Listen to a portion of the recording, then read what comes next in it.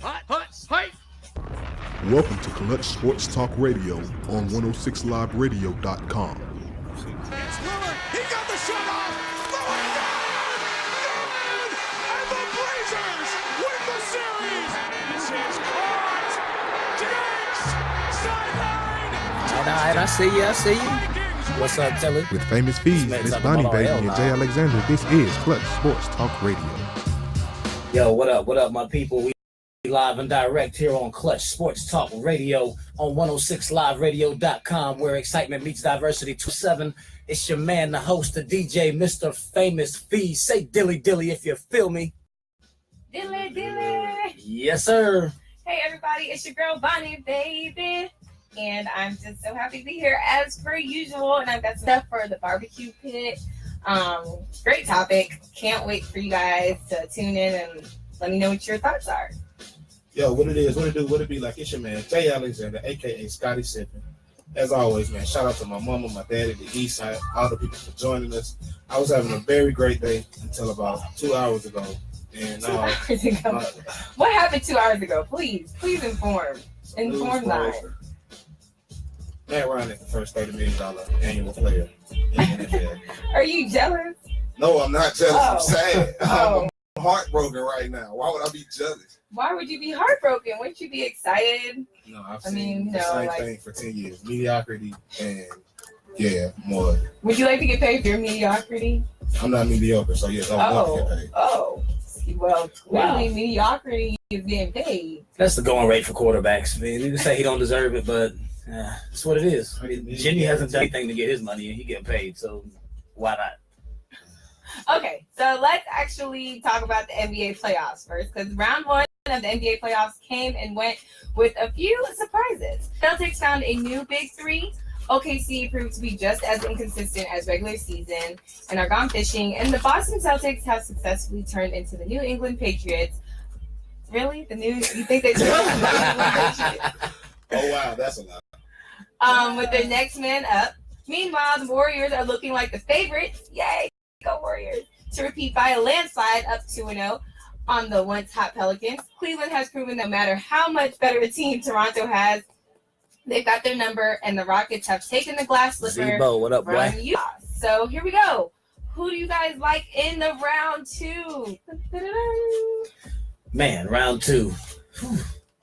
You know, as much as we sat up and thought that all these teams were about to come up and make some noise, like maybe it's time for Toronto or OKC gonna get over the hump. This thing is looking like we knew who the top four teams were going to be before the season even started. We looked at Boston versus Cleveland and Golden State versus Houston. It really sucks for it to be that predictable. I mean, that's really what we're looking at. I mean, this Cleveland-Toronto series, I mean, the game is on right now. We're watching it as we speak. Toronto looks pretty good, just like they did last game. And they'll probably continue to play fairly well through the game until they blow it at the end, because they basically just proved that Cleveland has their number. You know, certain teams just can't beat you. That this is one of those things. There's no reason other than the fact that Toronto is just scared of them boys. It's like they start to get close to the finish line and the fingers start to sweat and your arms get weak. You turn the ball over, dribble off your foot. They just can't beat them boys. I mean, LeBron, he did have a decent game. People were talking about he had the worst game of his playoff career. I didn't think it was that good. He had a triple-double. I mean, but it wasn't like the LeBron show like last time.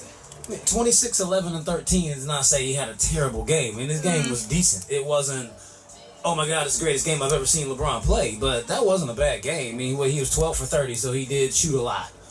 And he took more shots than the points that he scored. However, that was still not a terrible game. He shot 40%. I mean, it's okay.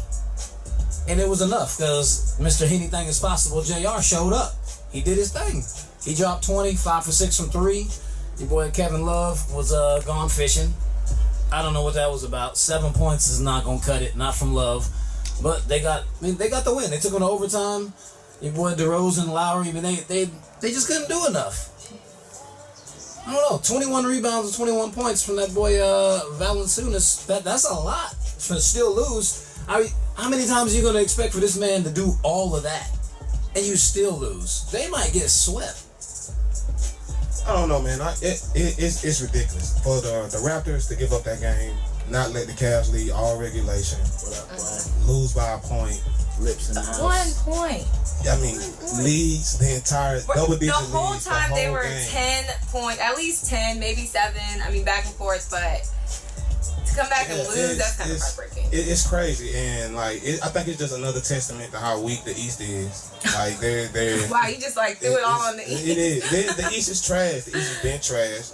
We have all these regular season teams that do great during the regular season, but when it really counts, there's really no competition. And you know, I really hate admitting that. I was the other belief that you know Toronto was just going to take it. You know, 4-1. I mean, could they run off 4 games? They could, but will they? No, because they choked. How do you miss 3 shots, 3 feet from the basket? Valanciunas being over 7 feet, or at least close to it. That's ridiculous. That's complete ridiculousness. The other first round games, you know, Warriors, Pels. It's looking like I was right.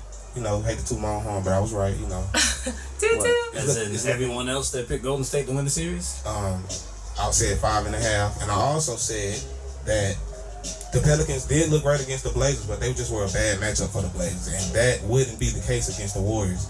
As you can see, the ball's moving. Game 1, it was a little bit ISO heavy by KD, but that's how it usually goes, man. Steph's not there, because Steph is the orchestrator of the offense. What he does opens up everything for everybody else. But Are we excited he's back? Oh, I mean, definitely. I'm so excited. I think he had 28 points in 26 minutes. In 26 minutes, that's amazing. 20 points. That's great, man. I mean, they said that he was moving pretty well. Yeah, So. that's what you call efficiency. And I like how my man Fees just kind of like went over, like, you know, you said OKC was going to get over him. No, you said OKC was going to win the finals. All we picked was the first round. Like, what is... You said OKC was going to win the championship. We did not pick past the first round. People, I'm glad we recorded this. Go back and listen to the first couple of seasons. Go back in the archives. Only picked the first round. I should have wrote this We definitely down said, so that I could say. because I picked Raptors Rockets for the finals, and you picked there weren't any Thunder. picks. This is a conversation you have with someone else. So moving right along. True. But Golden State. Yeah. Yes, Steph Curry. They rolled the Pelicans in game 1. I mean, that wasn't even a game. They definitely gave you the idea that they were going to get swept.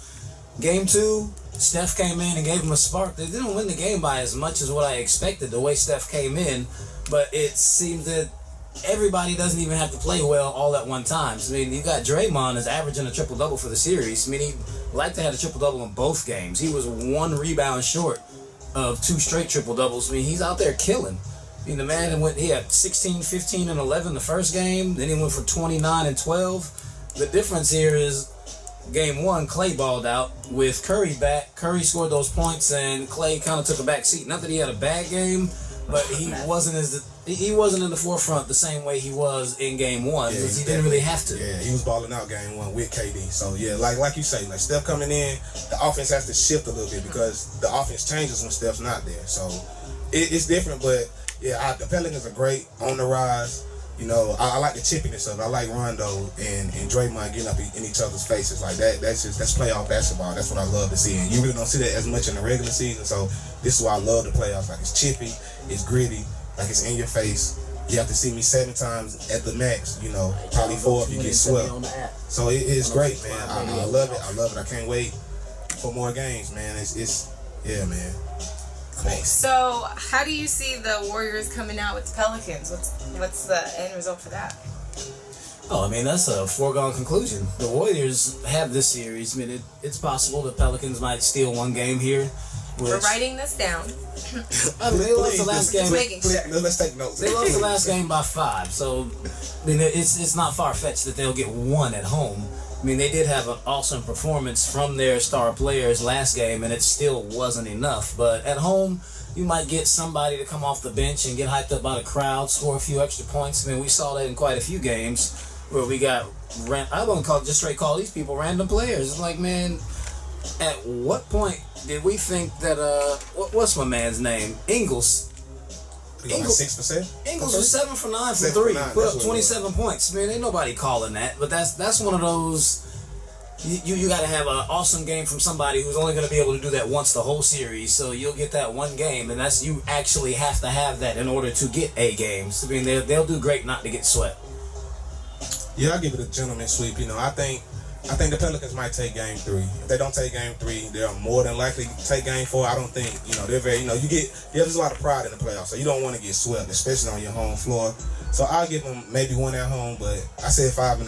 I'm definitely on 5 now. Like, it's just too much right now. Anthony Davis he's there. I think he's there. He's right there under LeBron. Like, I think Kawhi being out, Anthony Davis supplanting him as the second best player in the league, and I think give him a little bit more players, give him a little more talent around him, and the Pelicans are really going to take off. I actually was hoping he would come to my Lakers, but I don't know if they can put a team around him. I don't see him leaving New Orleans. So, yeah, I'll give New Orleans 1. And you mentioned Ingles.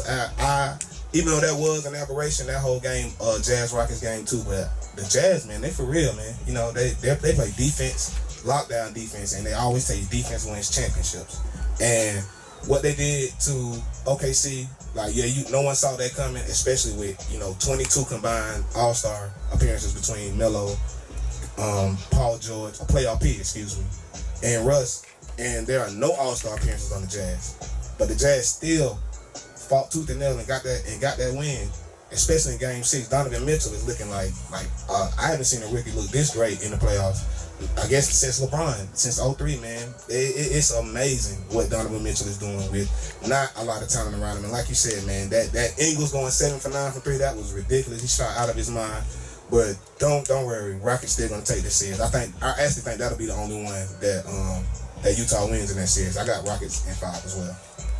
Yeah, I mean it was an awesome game, in part by Houston or by Utah, but what we must also look at is James Harden. He had 32 points, but since he had 12 free throws in the game, he shot pretty bad. I mean, he was 9 for 22. CP3 was 8 for 19. And their point totals make it look like they played pretty decent, and Utah just came through and got them. But if you actually look at it and you watch the game, those boys, they did not shoot well. Trevor Ariza is still out to lunch. 5 points on 5 shots. I mean, they need production out of him, and he usually does show up. That's unlike him. I mean, he's very reliable. He's at least gonna give you like around a 10 and 10 type performance. So he's always steps up in those spots. When you need a big shot, he's there to get it when they start to double in your star players.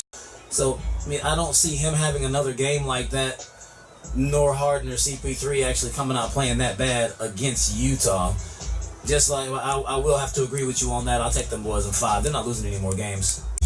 Hey guys, it's your girl Bonnie, baby. If you want to keep up with Clutch Sports, make sure to follow us on Facebook and subscribe to us on YouTube. We are live every Thursday at 7 p.m. So make sure you download the 106 app on Apple and Android.